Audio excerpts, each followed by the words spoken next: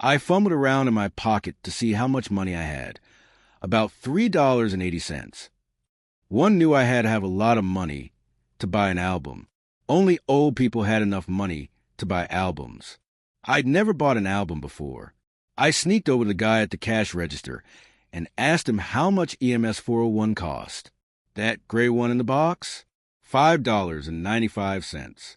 I had searched for that album for over a year, and now, disaster! I told the guy I only had $3.80. He scratched his neck.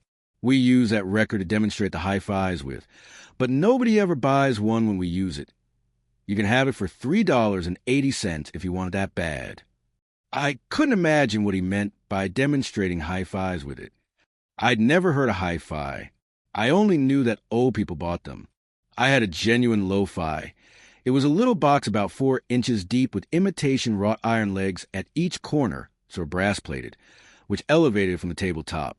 Because the speaker was in the bottom, my mother kept it near the ironing board. She used to listen to a 78 of The Little Shoemaker on it.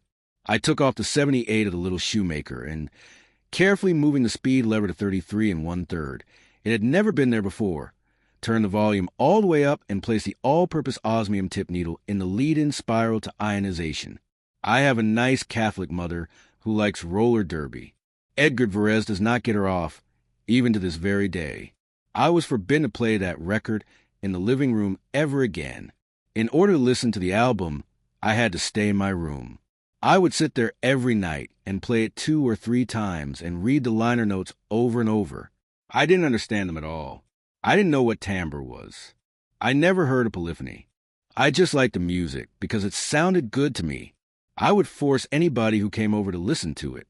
I had heard someplace that in radio stations the guys would make chalk marks on records so they could find an exact spot. So I did the same thing to EMS 401, marked all the hot items so my friends wouldn't get bored in the quiet parts.